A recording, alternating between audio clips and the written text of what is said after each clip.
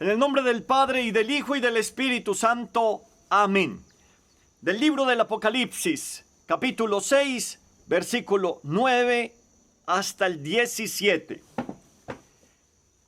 El quinto y sexto sellos.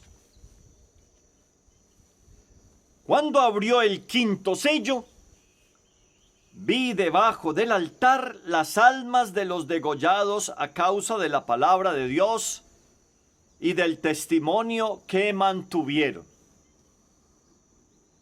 Se pusieron a gritar con voz potente: ¿hasta cuándo, dueño santo y veraz, vas a estar sin hacer justicia y sin vengarte de los habitantes de la tierra por haber derramado nuestra sangre? Entonces recibió cada uno un vestido blanco, y se les dijo que esperasen todavía un poco hasta que se completara el número de sus consiervos y hermanos que iban a ser asesinados como ellos. Seguí contemplando la visión. Cuando abrió el sexto sello, se produjo un violento terremoto. El sol se puso negro como un paño de crin, y la luna enrojeció como sangre. Las estrellas del cielo cayeron sobre la tierra como la higuera suelta sus higos verdes al ser sacudidos por un viento fuerte. El cielo desapareció como un libro que se enrolla, y todos los montes y las islas fueron removidos de sus asientos. Los reyes de la tierra, los magnates, los tribunos, los ricos, los poderosos y todos, esclavos o libres, se ocultaron en las cuevas y en las peñas de los montes.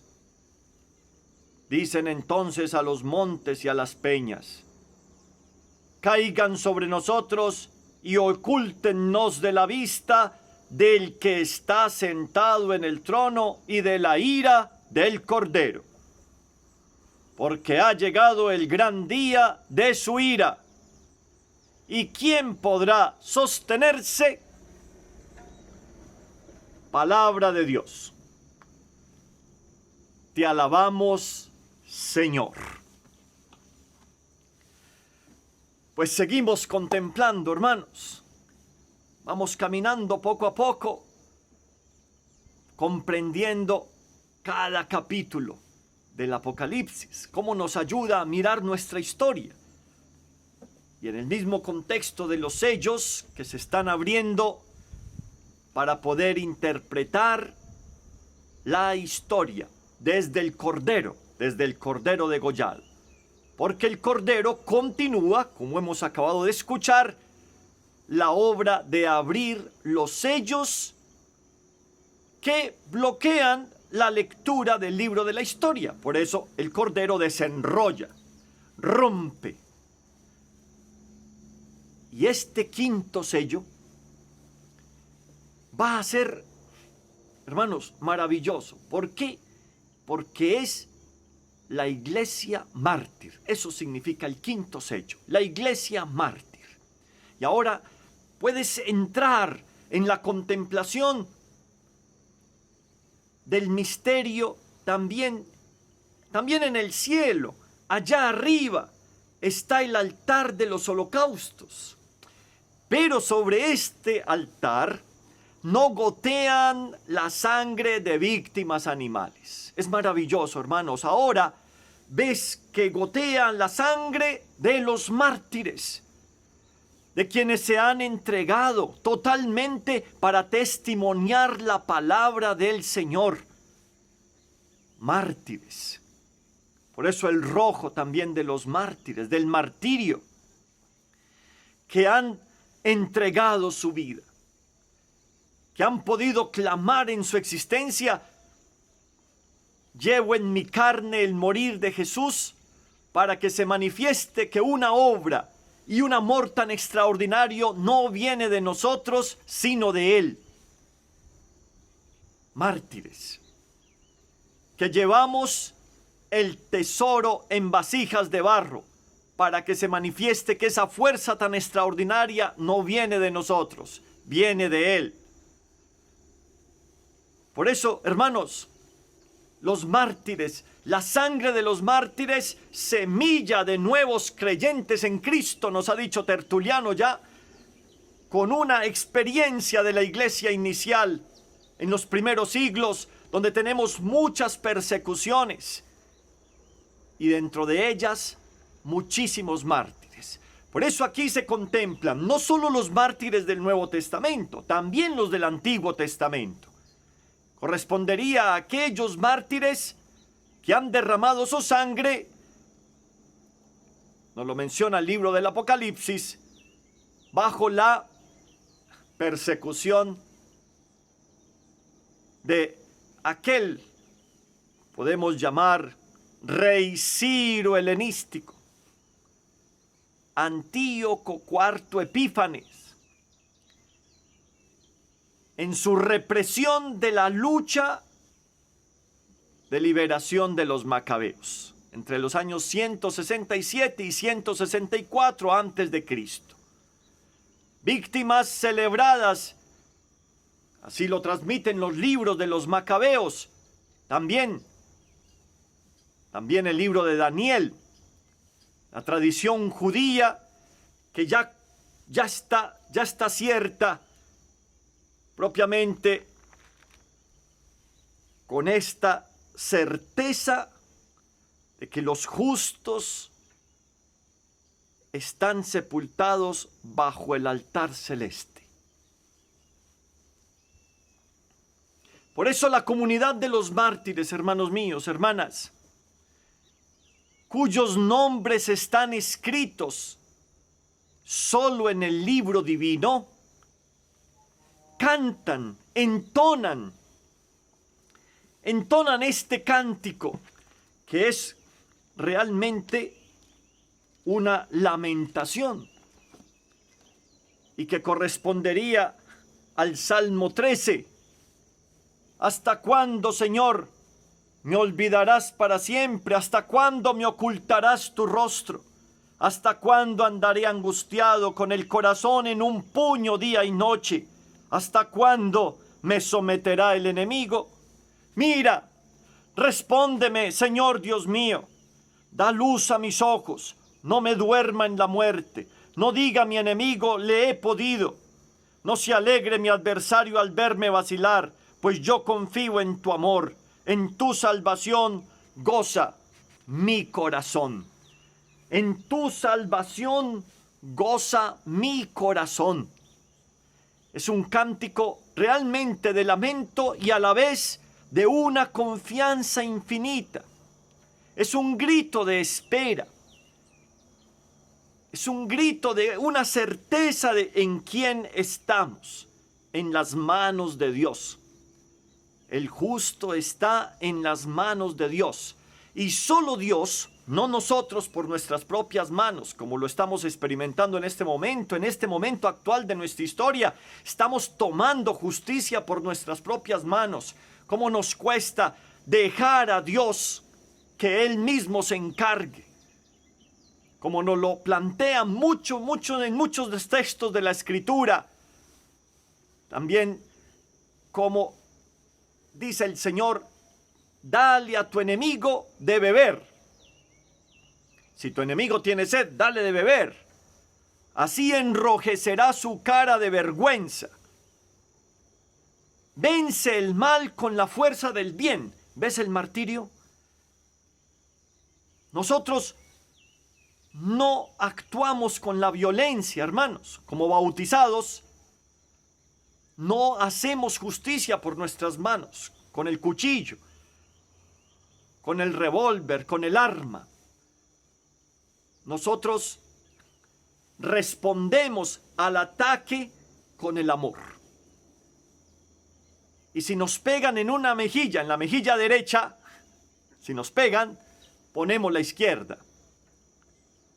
¿Por qué? Porque nuestra venganza, entre comillas, es el amor, es el perdón. Y si en el hogar piensan tu esposa, tu esposo, tu hijo, tu hija, o sea, si Tu respuesta ante una palabra dura, ante un grito, ante una palabra que te hiere, es el perdón, es el silencio, comprendiendo la historia del otro. Ahí está, el amor al enemigo. Eso solo es por la acción del Espíritu Santo dentro de nosotros, porque desde nuestra propia carne, pues no lograríamos hacerlo. Es la acción de Dios, por eso la Pascua, la muerte y la resurrección de Cristo, que en todo el transcurrir de la jornada lo vivimos en el trabajo. Piensa en los compañeros de trabajo, con el jefe, con un hermano, una hermana, en la casa, con papá, con mamá, con tu hijo, tu hija. Todas estas realidades que ya van anunciando un martirio de fidelidad. Tú y yo, mártires.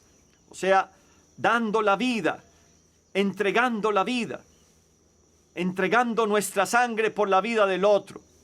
Por eso es Dios el que hace que en todos los pueblos se conozca su salvación, o sea, su entrega y su amor a través de nosotros.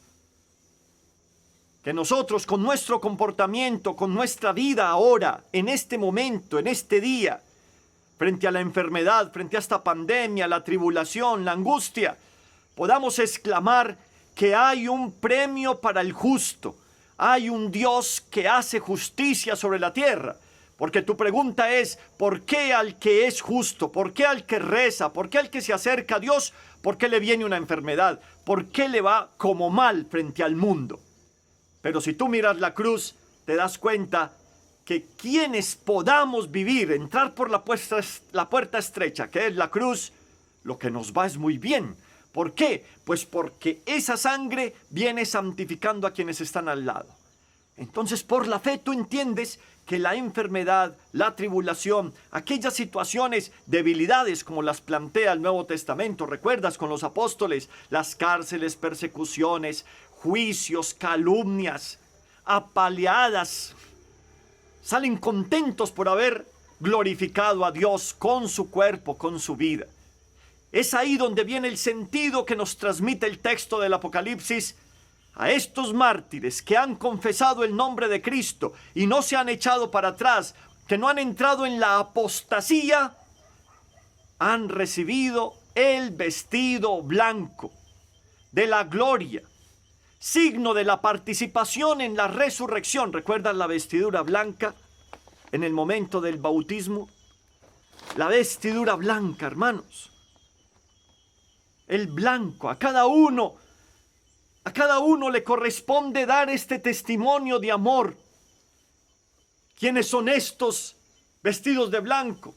Son los santos, los que han pasado por la tribulación y han vencido. Es la victoria sobre la muerte, que suben con la cruz victoriosa de la muerte, porque Cristo ha vencido la muerte.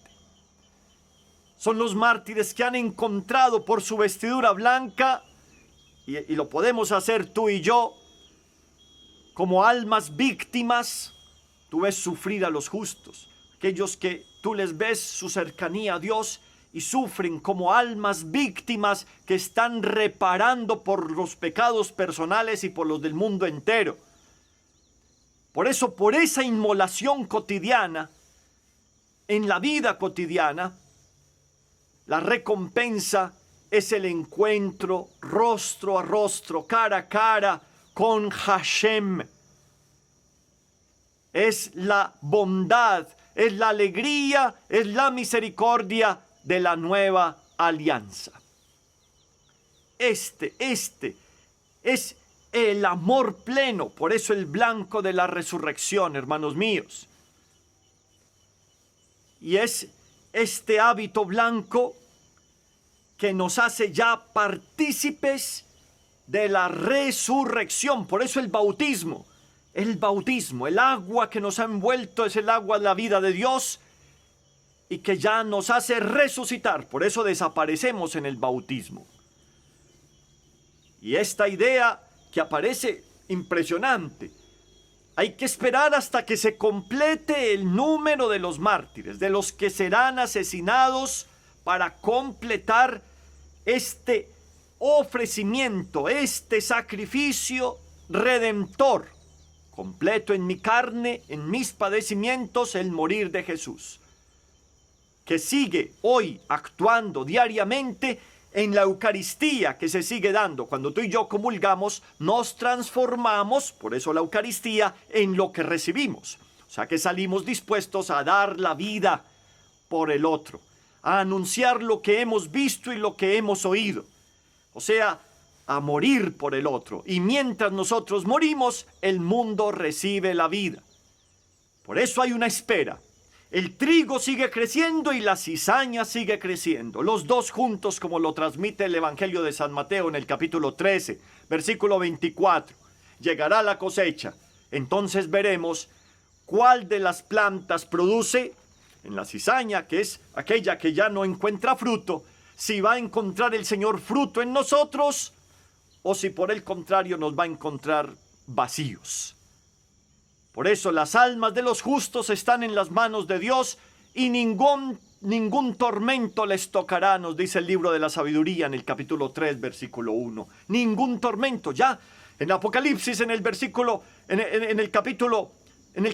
22 y desde el 21, en el versículo 4, ya no habrá tormento ni llanto, porque el mismo Dios enjugará las lágrimas de nuestros ojos.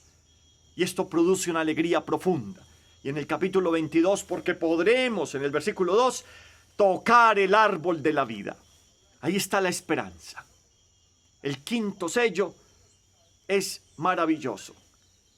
La sangre de los mártires. Pero atentos, hermanos.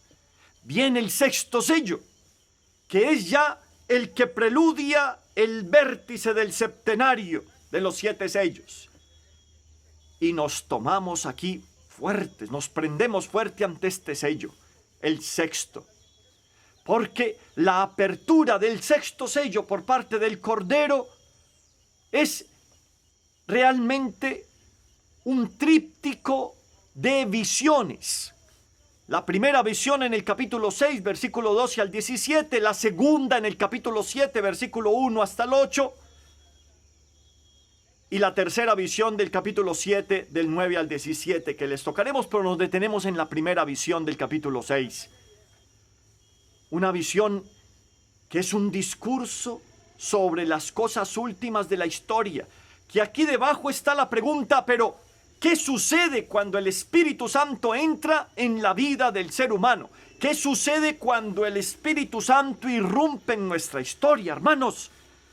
¿Qué sucede cuando dentro de ti se da la conversión a Cristo? Y nos describe algo impresionante que ya lo estamos viviendo y que, atentos hermanos, abramos los ojos, que el Espíritu Santo nos abra el corazón, porque estamos ante una verdadera y propia catástrofe. El cataclismo final. Las cosas nuevas que necesita romper aquellas viejas. Pero Jesucristo es continuidad. Por eso la revelación, Apocalipsis, Jesucristo. Solamente que en este sentido realmente etimológico de catástrofe se nos presenta el texto que nos sacude, que nos estremece. Y recuerda que Dios se fija en los humildes, en quienes se estremecen ante las palabras del Señor. En ese se fija, en ese fija los ojos. Y se trata estas imágenes impresionantes que nos están revolucionando la historia, indican un nuevo orden. Conviértanse porque está cerca el reino de Dios. Conviértanse, o sea, dejen que sobre su corazón se produzca un terremoto. Y vienen en tu corazón estas imágenes que son realmente lo que se nos anuncia. Un terremoto en tu vida, porque se transforma. Un eclipse solar. El sol negro. La luna roja. La caída de las estrellas.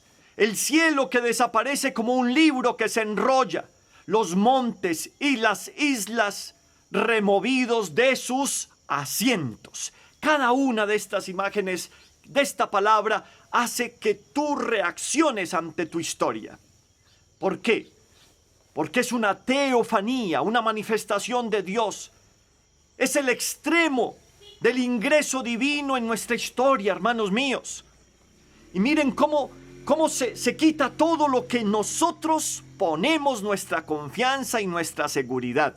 Desde niños nos dicen que seremos importantes si ocupamos cargos de importancia. O sea, se nos coloca como en un subir, tener, poder, placer. Los cargos y los títulos nos denuncia ahora el libro del Apocalipsis. Las clases sociales no logran asegurar el cuidado y la protección ante la entrada gloriosa de Jesucristo en nosotros. Por eso la muerte y la resurrección. ¿Ves? En la cruz se da un terremoto que quita, rasga la cortina del templo, que es el cuerpo de Cristo. Por eso cuando entra el Espíritu Santo cambia los planes nuestros, nos revoluciona. Y aquí nos desvela, hermanos. Hay 7 tipos de personas que encarnan este entero arco social en el que vivimos, los cuales, por esa entrada de Cristo que revoluciona la vida, la historia, desearán esconderse, nos dice el texto, en cuevas, ante la mirada de Dios. ¿Por qué? Porque estos, y estas las clases y los grupos de personas en nuestra historia, que están colocando su confianza, eso tú y yo, cuando colocamos nuestra confianza solo en nosotros mismos y no en el Señor, quedamos desnudos ante la mirada penetrante de Dios. Maravillosa esta imagen, hermanos, cómo nos enseña el Apocalipsis. Los reyes, los políticos, los generales, los ricos, los potentados, todos, esclavos y libres, todos. El rey queda tan desnudo como sus ciudadanos. Todo hombre traspasado por el ojo de Dios, que nos llega al secreto más íntimo de la conciencia. Inevitablemente, hermanos, los hombres buscan esconderse como Adán. En el Génesis, en el capítulo 3, versículo 8 a 10, le pregunta a Dios, ¿dónde estás? Y ese ¿dónde estás? Significa, ¿dónde has caído? Y dice Adán, tuve miedo y me escondí. Sentí que tú pasabas por el jardín. Recuerda que el jardín es el corazón. Tuve miedo y me escondí, porque el Señor conoce. Te dice el Salmo, tú me sondeas y me conoces, me escrutas cuando me acuesto y cuando me levanto. En todo momento tú me miras y me conoces. No podemos, hermanos, ocultarnos ante la mirada de Dios. Y el ser humano se busca como un repliegue sobre sí mismo y busca atarse allí, esconderse en estas cuevas de sus defensas personales. La justicia divina va a rastrear, ojo, hermanos, hasta los ángulos más remotos.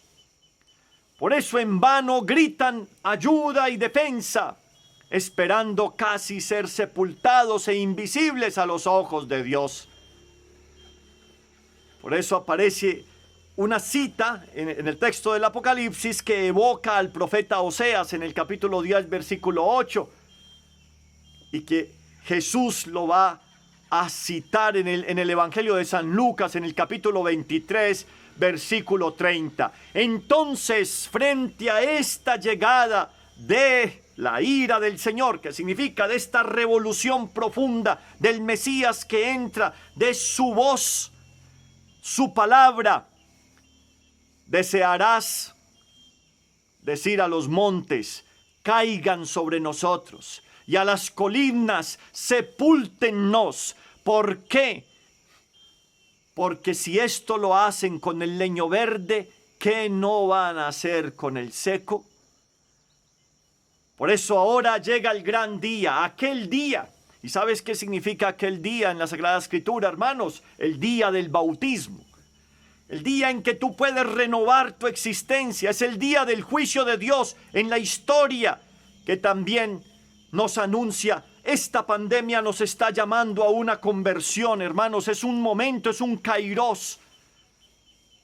Porque miramos el mundo y nos damos cuenta que Dios nos escruta.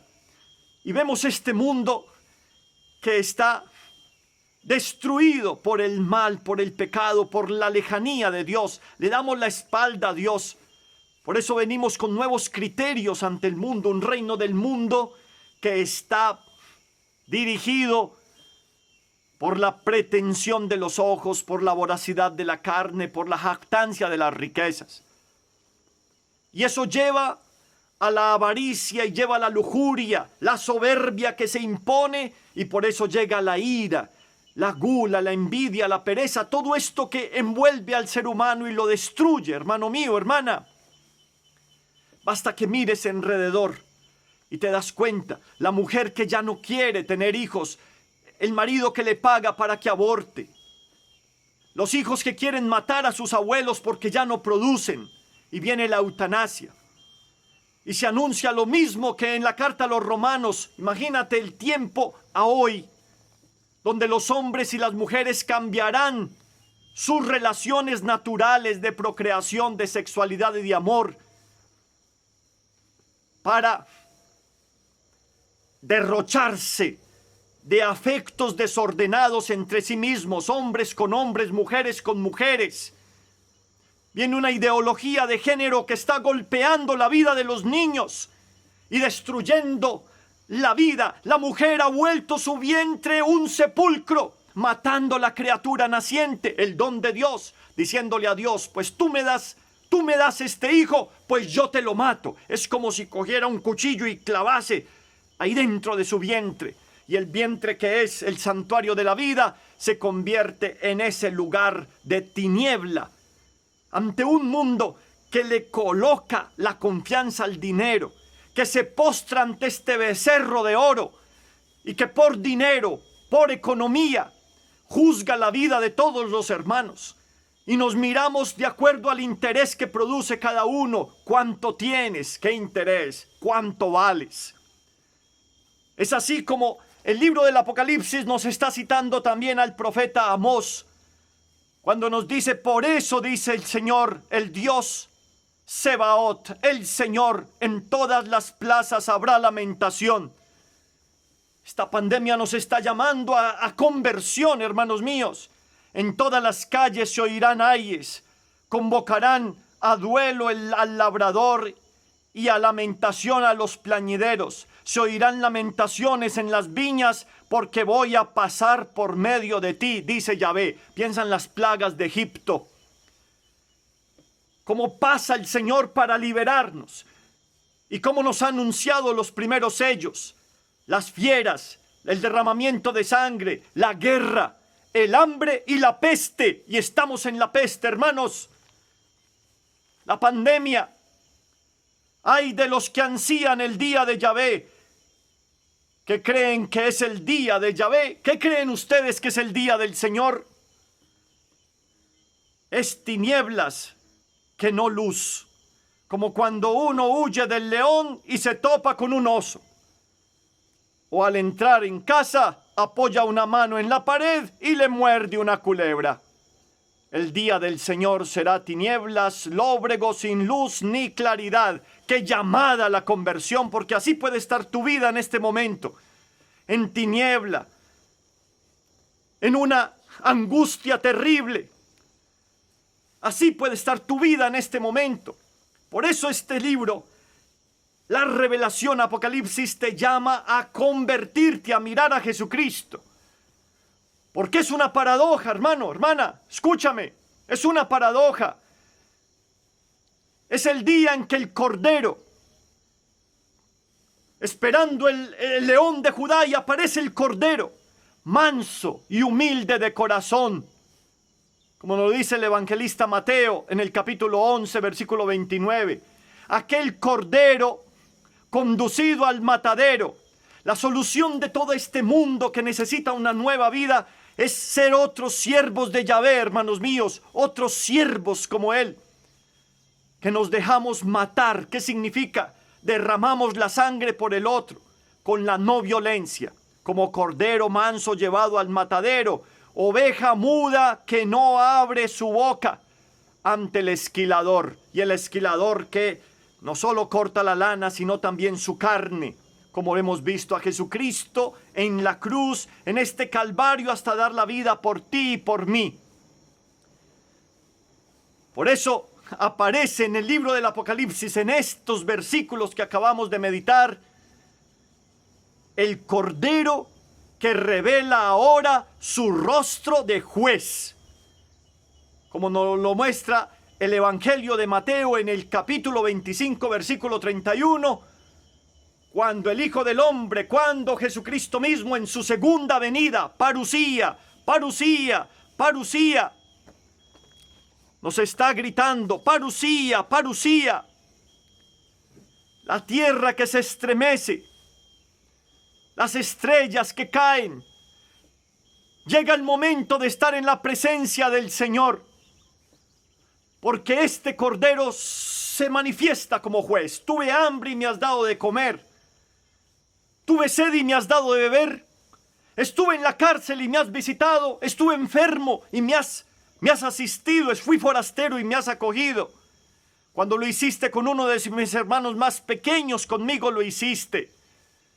Por eso, hermanos míos, al revisar nuestra historia, se vuelve un terremoto al entrar Jesucristo en nuestra vida y convertirnos.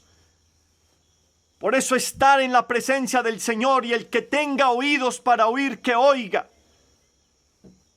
Necesitamos meternos dentro de nuestro corazón y ver cómo el Señor está trabajando su ley nueva interior en nosotros. Por eso termina este texto, que estamos meditando en el Apocalipsis, con una pregunta, hermanos. ¿Y quién podrá permanecer en pie ante esta realidad, de Cristo dentro de nosotros? Bueno, ¿quién podrá mantenerse? ¿Quién podrá estar firme en medio de toda esta tribulación? Pues esperamos las instrucciones del Señor, porque Él mismo nos está mostrando el sentido de esta historia. Y es así como quedamos atentos, hermanos, después de quedar en profunda meditación de nuestra vida frente a esta irrupción del Espíritu Santo en nuestra historia. ¿Qué va a hacer el séptimo sello?